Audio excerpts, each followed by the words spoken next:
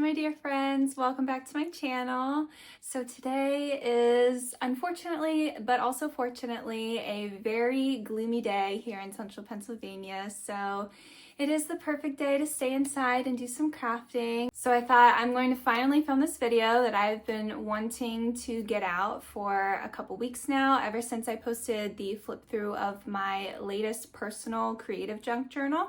I did have a comment on that video asking how I made it, or I can't remember what exactly the comment was, but they were either asking how I made it or asking if I would make a tutorial on it.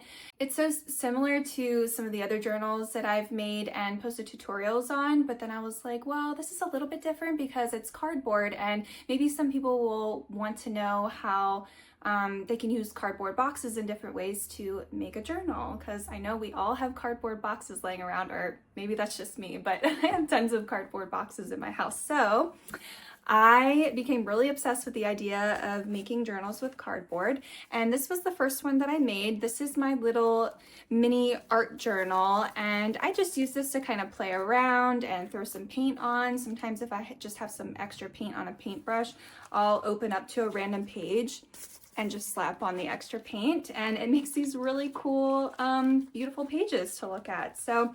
And then this one is bound with this glitter canvas that I've used in other journals that I sold in my Etsy shop. And I attached the glitter spine to some pieces of cardboard that were covered in fabric. It's very simple, and I'm going to show you how to make this one as well as a couple of other options, just so you have some different ideas, some different options based on whatever supplies you have in your stash. So something to keep in mind when you are selecting cardboard for your projects is not all cardboard is created equal, and they all have different thicknesses. So I'm going to attempt to show you. This is probably obvious to most of the world, but it wasn't to me until I started putting one together, and then I found that it couldn't fit through my sewing machine because it was way too thick. So just don't make the same mistake as me, and just keep in mind the thickness of the cardboard. So this is obviously a way thicker one, but they also have some more like medium thickness, and then they also have ones that are quite thin. And then I'll show you, so the cardboard that I selected for my personal journals was more of a medium thickness, and I did sew both this one, and it fit through my sewing machine just fine. So the first journal that I'm going to show you how to make is my trusty personal creative junk journal, and so let's get into it. And before we get started, I really wanted to make an important disclaimer that you do not need to use fabric. I'm going to be using fabric for probably at least 2 out of the 3 of these journals that I'm going to make today, but you don't have to use them, especially if you're trying to avoid the whole sewing situation. I just want to use fabric because I have tons of it in my stash. Just use this as inspiration and let your own creative juices just flow through you and do whatever your heart desires. So anyway, that's all I wanted to say about that, and we'll just go ahead and get started. Okay friends, so the first thing that you're going to need is obviously cardboard. This is just a box that I received some cleaning supplies in. All of the sizes are going to vary just based on the different pieces of cardboard that I had, but if you're curious about the measurements, this one is about 5.5 by 8 inches, but make them whatever size you want. Then I picked out some fabric. I just love this super cute fabric from, I believe this is from Hobby Lobby. And then of course your glitter canvas. This is also from Hobby Lobby, and you can get large sheets of it. I just cut everything down to save some time on this video. The next thing you're going to need is some fabric glue, and then you will need some hot glue to glue the cover pieces down to this canvas material. Because it's so rigid and textured, it's really hard to get this to stick to things even with the fabric glue. So if you don't have a hot glue gun, just any sort of really like super glue, or you'll definitely want to sew it or do some kind of slow stitching, or something that's gonna keep the spine connected to the cover piece. I was kind of thinking it'd probably be about 1.5 or 2 inches. I haven't really decided yet, but either way, you do wanna have at least roughly a 1/2 inch or so extra on each side to glue it down to the front and back cover pieces. Since you really can't see through the fabric, I'm just gonna put the fabric down on this side. And I'm not gonna go too insane with the glue just because I am gonna be sewing it. Just gonna smooth out some of the globs.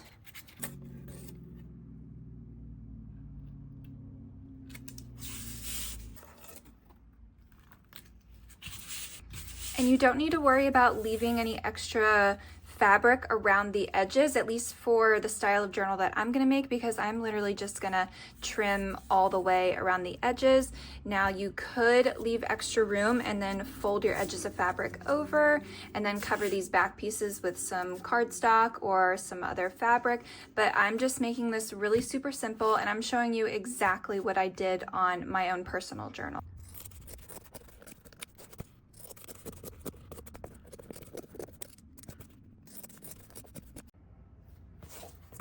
Okay, so I just did a simple zigzag stitch all the way around the edges of both sides. So something that I forgot to mention about the spine piece is that the inside of it is this plain white canvas. So if you don't want this to be white, then you'll want to cover it with fabric or some kind of cardstock or something. I have just been covering mine with fabric. So that's what I'm going to use today. And I think I'm going to use this pattern.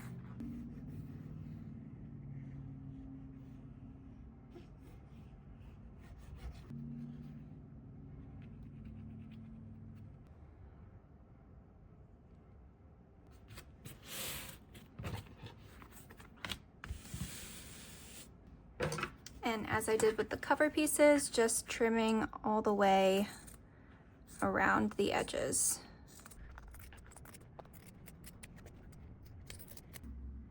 Okay, so now you want to make your decision on how big you want the spine to be. I'm gonna do 2 inches. That's how big my personal journal is. Something that I wanted to say is whichever side of the covers that you put the spine piece on is totally personal preference. You could also put this on the front, and then this is how it would look on the inside. If you did it this way, you could put some trim here and make it really cute like that. I don't know why, it just feels right for me to put it on the inside, but there is no right or wrong. Also, since this is cardboard, it's hard to cut it just completely perfectly straight, so at least for me. So it's not perfect, but that's not what we strive for on this channel. I really don't like to be a perfectionist. So anyway, now that that's all lined up, I'm going to carefully put a little bit of glue. Oh my gosh, you guys, you know what? What I wanted to do was do it this way. It just makes it easier when you're gluing it down. All right, now we're back in business. Just doing a little bit of glue at a time, working really quickly, because if you just let hot glue sit there for even a few seconds, it's gonna dry and then your material's not gonna stick.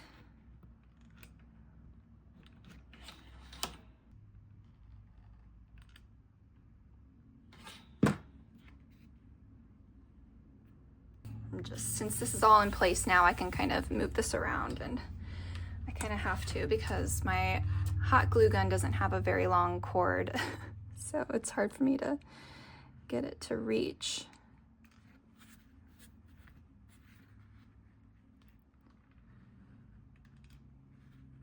I'm gonna give this a few minutes just for the glue to completely set in place, and then I will sew around the edges. I'm gonna do a stitch down each side of the spine, and then I'll go around the top and the bottom of the spine as well, just to kind of secure the two fabrics together. And then I'll probably just do another stitching all the way around. So there she is. I think she turned out so cute. This is exactly how I made this one. So it has the spine attached to the inside of the front and back cover. And then again, all I did here was just I added some paint and made a cool little background and just have some random things clipped to here for now that'll probably end up going in my journal at some point. And then on the inside of the back cover, I put, again, some more paint, and then I had just some like random little bits in a envelope that I put there. So yeah, you can totally customize this. Put some scrapbook paper here or some paint, maybe add a little trim, put your pictures. There's no limits. So that is the first one, and let's move on to the next one.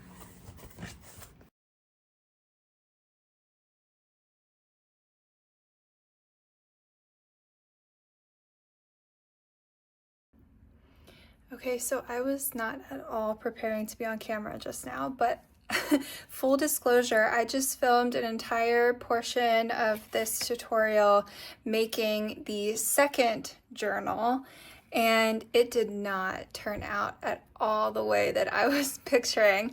And so I had I had the whole journal together and I pulled the entire thing apart, and I'm starting from scratch. But the reason why I wanted to pull out the camera right now and just explain what is happening right now is because I just wanted you to know that I made something that turned out really horribly. It was not what I expected it to be. And you know why that was? It was because I was creating something that I felt like other people would want to see. And it wasn't even a style of journal that I necessarily enjoy making. It was definitely a style that I've seen other people make, and they're beautiful, and that's all good and great, but it's really not a style that I've ever made before, nor do I feel inspired by that style. So it turned out terribly. I didn't like it, and I was like, why am I making something that doesn't feel good for me right now? And so I scrapped the whole thing. I pulled it all apart, and I have pulled out some new supplies and completely rerouted, and I'm really excited for the journal that I'm about to make now, because it is a complete 180 and completely my style. And I'm like, why didn't I think of doing this before? But because my head was not in my own creative space, it was thinking about what other people want to see. So if you take one thing from this video, I really hope that it's just that you feel into your own heart, create the silly little things that make you genuinely happy. Don't think about anyone else. Just what makes you feel good? What is it that you want to make? Okay, so the first things that you're gonna need, obviously, for this journal are these pieces of cardboard. These are the ruined ones, or, well, they're not ruined, but these are the ones that I used for the journal that I just took apart, so that's why they're all messed up looking. So you're going to need a front and a back cover piece and a spine piece. And as always, measure them to the dimensions that you want them. It doesn't matter how big or small they are, but if you're curious about mine are 5.5 by about 7, and then the spine is 2 inches wide. Then you can use more fabric for this, or you can use some really pretty book pages or magazine pages. These are what's going to cover the cover pieces and the spine piece. And then for the inside of the cover, and to also hold all of the pieces together, I chose this drop cloth. It's just like a thick sort of textured canvas material. This is like just a standard paint drop cloth that I got on Amazon a while ago. I have a ton of it, and I have used it in some journals before, and it's really thick and durable, so it's really good for holding journals together. So the first thing we're going to do is cover up these pieces with our book pages. And I'm just using some fabric glue, and I'm going to glue the book page down to the cover. This is going to be my front cover.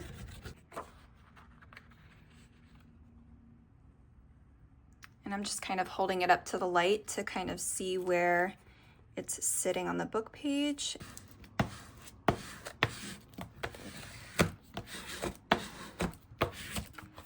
And I'm gonna cut off the excess.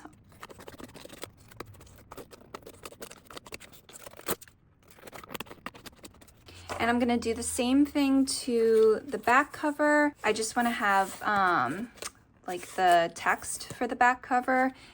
So I just grabbed another book page that I'm gonna use for the spine. And in case you were curious which book I'm pulling from, it is this one.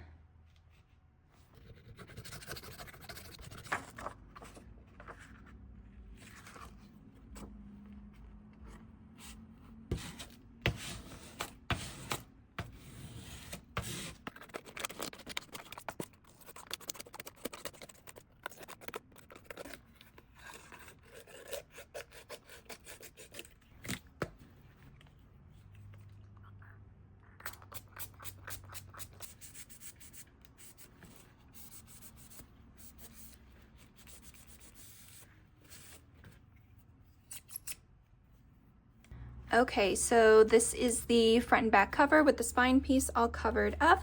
So I'm actually gonna take a little nail file and just kind of rough up the edges of these book pages a little bit, just so they're not such harsh cut lines. It'll help them blend into the cardboard a little bit better.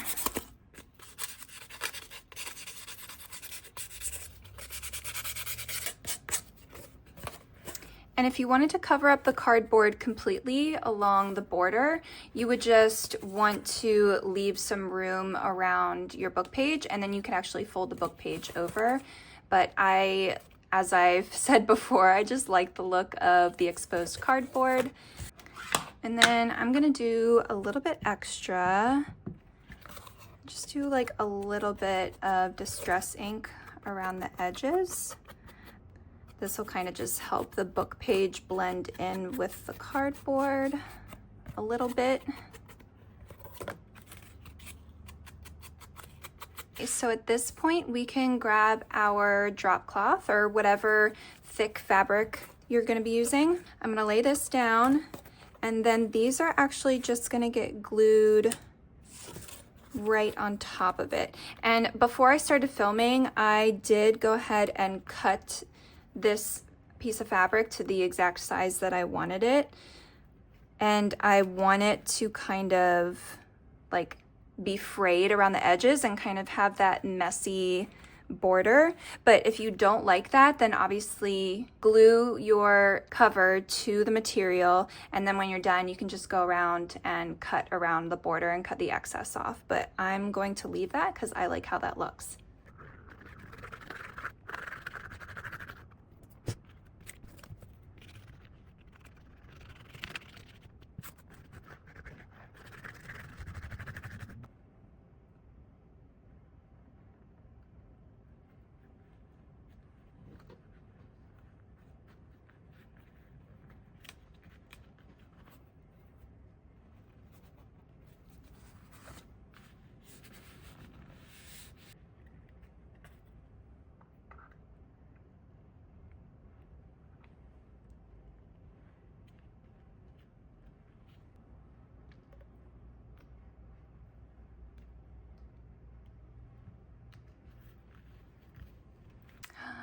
She turned out so pretty. Oh my gosh. I am so excited and so happy that I decided to reroute with this journal because this is so much more my style. Let me know if you'd be interested in this journal or if I should make more of these. So all I did was just did a single stitch around the border of each individual piece. And I went around a couple times just to kind of give it that more rustic look and like more of a chaotic wobbly stitch. Okay, anyway, so that's it for this one. So let's move on to style number 3. Okay, you guys, this is going to be probably the easiest one yet. These pieces measure 5.5 by 8.5, so this one's going to be a little bit taller. You'll need some fabric, and then you'll need some binder rings. I just got these on Amazon. These are the 2-inch size. Another option that you could use to make a binder style where you punch the 3 holes, rather than holding it all together with a binder ring, you would use some twine. Or if you wanted to go really, really trashy, you could use one of these little twist tie things. That is just some extra options if you don't have the rings, but I really do love using rings because they give you a lot more customizing options while you're working in your journal, because you can pull pages out as you're working in them, and you can also add in more papers or move them around. Now, since I do have some of the design on the one side and you can see through my fabric, I am going to take some cardstock. So this is just a file folder that I have, and I'm going to use this to cover up the front pieces.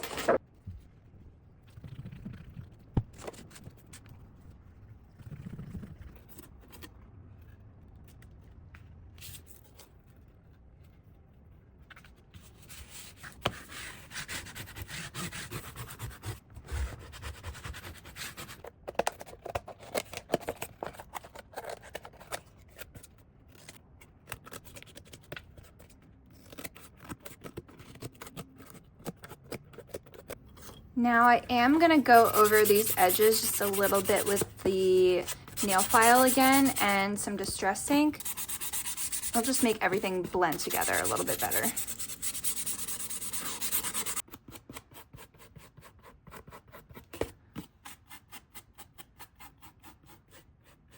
So instead of just using this one fabric, I decided that I'm going to use a little bit of this, but I'm also going to use a bunch of other fabrics and do sort of like a patchwork kind of style. Obviously, this is a little bit more complicated and not as quick. I just wanted this journal to have a little bit more color than what is on this one fabric. So that's what I'm doing. But obviously, to make this super quick and simple, all you would have to do is just slap on one piece of fabric or one piece of cardstock or whatever you're using. You can make this really simple.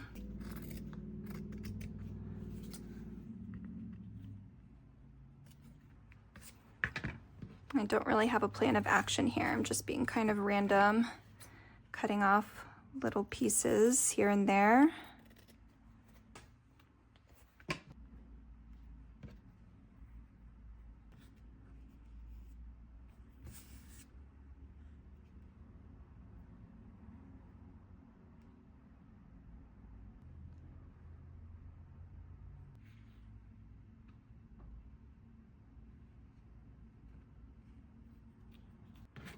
Okay, I finished gluing down the little bits of fabric, and I think they look really cute.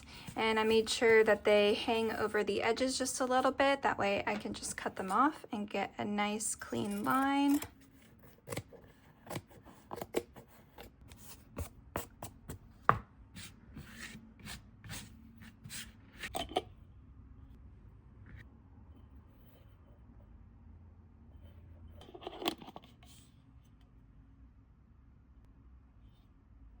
Okay, so here's how they turned out, all stitched up. I love all the bright colors and the little flowers and the mushroom.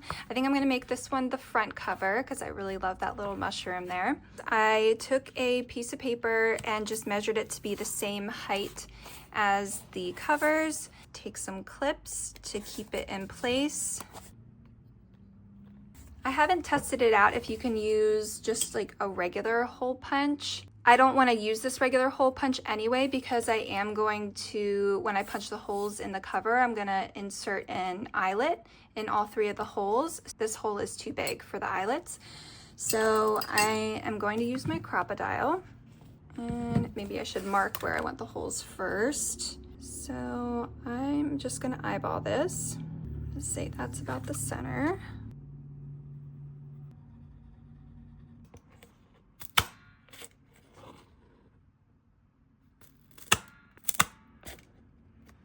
And then I'll take this same piece and use it to measure the holes for the back cover. Okay friends, so since I just totally messed that up, I wanted to make this one the front cover, so this one is good, but then this one was supposed to be the back cover, and in which case I should have put the holes on this side, but I put the holes on this side. And normally that wouldn't be a big deal because you could flip it around like this, but then these flowers would be upside down. So instead of throwing this away, I figured it's still good, but I would have to use this as a front cover. So I just made 2 extra back covers and so now I have 2 journals instead of 1, so that's fine. Happy little accident. Really the only thing left to do is just, if you want to call it here, call it a day, all you have to do is just take your binder rings and thread them through, and that's it. Or you can do what I'm gonna do and just be a little bit extra, kind of clean everything up, and I'm gonna put in some eyelets. And another idea, if you don't have eyelets, but you kind of just wanna like clean up the little holes, you could cut some of these little hole protector things. I forget what these are actually called. I just cut a bunch of these. I think this is a 1/2 inch or maybe a 3/4 inch circle. And then I used a regular hole punch to cut out the hole in the middle. So these are really simple to make if you wanted an alternative option to eyelets.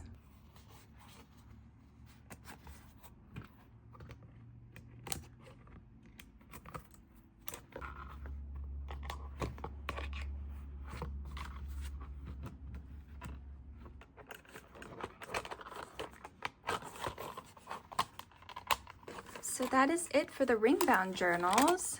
These turned out so cute also.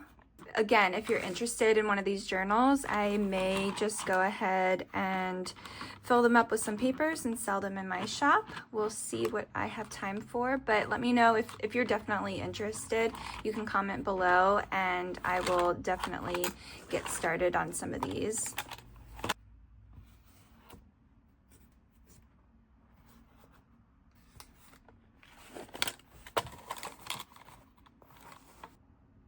So here are all the really beautiful journals that I made today. I'm so excited. I think they all turned out so cute, and I definitely want to work on at least a couple of these and try and get them up in my shop. I hope you feel inspired by this video to just work with what you have and just make something that's super junky. Like, not everything has to be perfect. In fact, I love when things are a little bit junky and messy and imperfect and maybe have like some wonky edges. I don't know, it makes it so much fun and it takes the pressure off. I think the fun thing also is just seeing possibility in everyday items that are kind of ugly. Like a brown cardboard box is really not cute, but you can make it cute by just sticking some fabric and some book pages on it and some glitter.